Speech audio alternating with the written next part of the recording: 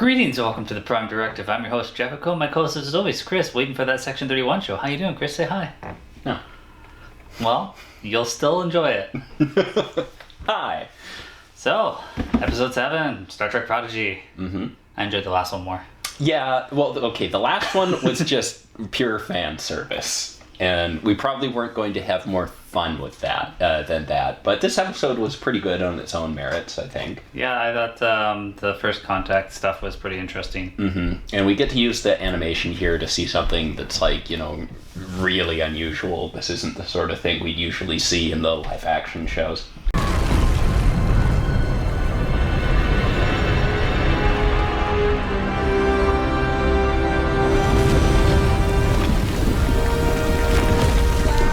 This episode starts out with them transporting pie. And we get a Simpsons reference. I swear to God that was a Simpsons reference. Yeah. Floor pie. I want to know why it's warm. That concerns it was me. it was warm to begin with. Okay. They were excited that it was staying warm through the transportation process. Okay, I was just like, I don't remember Barkley being like, why am I so hot right now? I'm heating up. Something's wrong with the transporter. Why? Another one explode? What do you mean another one? I want to see that now. Hail from a Ferengi. You knew it was going to be a con job right off the bat there. Mm-hmm. And then Del knows him. It's the person that raised him. Yeah. And so they. It's his space mom. Yeah. Beams over, says hi. She's all like, "Oh, I need a crystal from this planet. Mm-hmm. It's like a first contact. You got a Federation ship? Do and it." I'm wearing pants. Yeah. Yeah. I'm wearing clothes, and I didn't pre-chew your food for you. Yeah. What a progressive, enlightened woman. Yes. Yeah.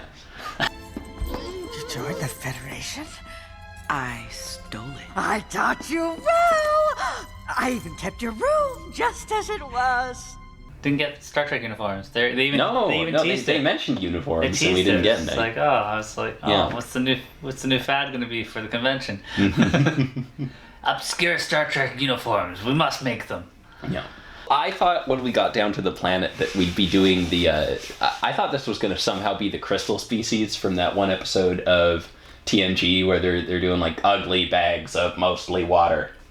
You know, they were like mining on that planet, but the crystals were actually alive and they were communicating the patterns of the sand. I thought it was going to be that. No, you weren't too far out. The harmonics and the sand we were going and... Yeah.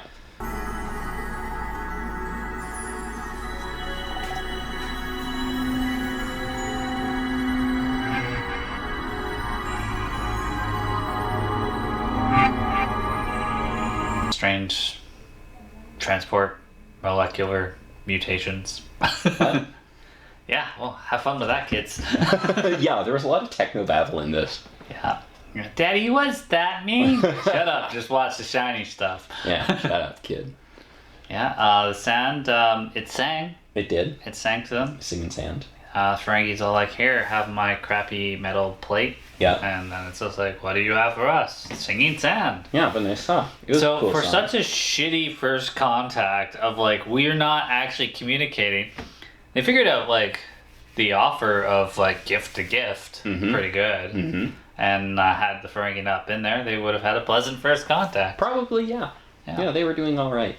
But the Ferengi stole the crystal, stole several crystals, and then ran off. And Del tried to stop her and put his comm badge on it and beamed it back later, which I questioned the Ferengi who was bragging about, like, oh yeah, you left your shields down, so I stole the other stuff I needed.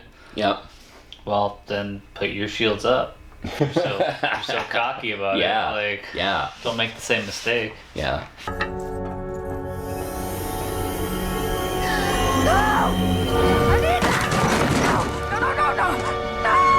I was taunting Del, be like, oh, you should learn from that. We also learned that she sold him off to mining. Yeah. Didn't see that coming. Yeah. Yeah, very great parent. I'm sort of wondering how he came to be in her care to begin with. Well, street rats, they're useful, they can steal. Yeah, I guess. Janeway's looking over logs in this, or the Chakotay, and they got boarded by Grievous. So, the Diviner got pretty close. Yeah. We gotta figure out what's going on with this ship. When is it from? Where is it from? Yeah, you What's know, going on? I told you I was going to come back having done some research on you. Yeah. Because Mr. I know everything. Oh, this timeline's here and this timeline's there. Yeah. Well, Chris, I can verify. Sadly, you're right about everything. This does not add up. Yeah, right? Right? Yeah. Yeah, It's like they shouldn't be back if Chakotay's back and he's on the ship, but he shouldn't be there yet because he's still on voyage in the Delta Quad. Yeah. Nothing. It's tiny one. Yeah. So, hopefully, in the next 2 episodes, they'll explain what is happening. Because timeline. Do we only have 2 left? What? This is 7. We'll get at least 10. Okay. Maybe even 12. I don't know. I didn't look. Probably 10. Computer, frame 245 on screen. 200% magnification. No diviner this episode, but they will be coming because the Ferengi sold them out. Mm-hmm. Yeah.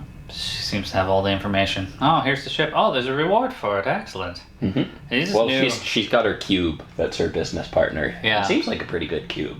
Yeah, it's like a mother box from Justice League. Yeah.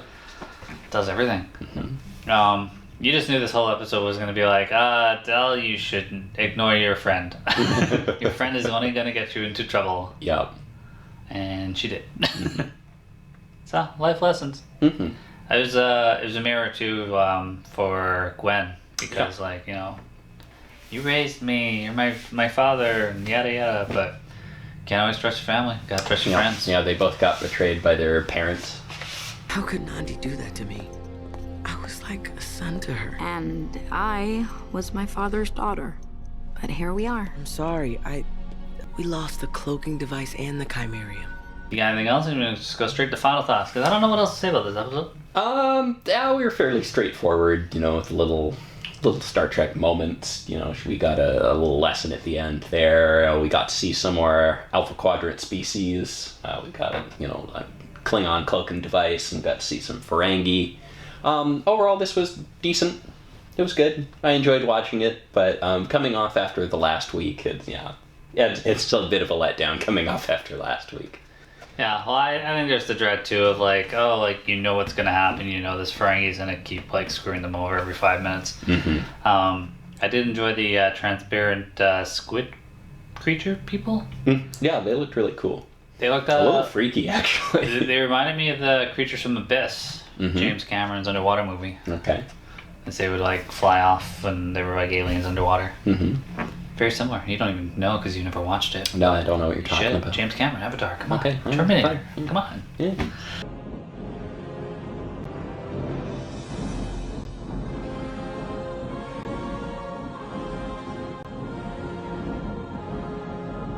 I'd like to know more about this first contact. Janeway was very disappointed in it. They fucked up hard. They fucked up so bad. We fixed the stuff we screwed up on, and Janeway's just like, no. I'm gonna scald you for a minute here. You really don't. Yeah. No more first contacts for you. No more. You forgot your uniforms. Yeah, it's such a ragtag crew to be doing first contacts too. Mm-hmm. Should just done a heist job. Would have been easier. Yeah, right. If you're gonna piss Janeway off, just piss Janeway off. I mean, at some point, Janeway's got it probably worst hologram command training thing ever because you've already lost one crew. You're taking this other group of people and calling them cadets and pretending they're a crew. Figure it out, Janeway. They have no Starfleet training. They didn't even know what Starfleet was. No. Pretty sure they even asked you. Well, as always, guys, till next week, thanks for watching.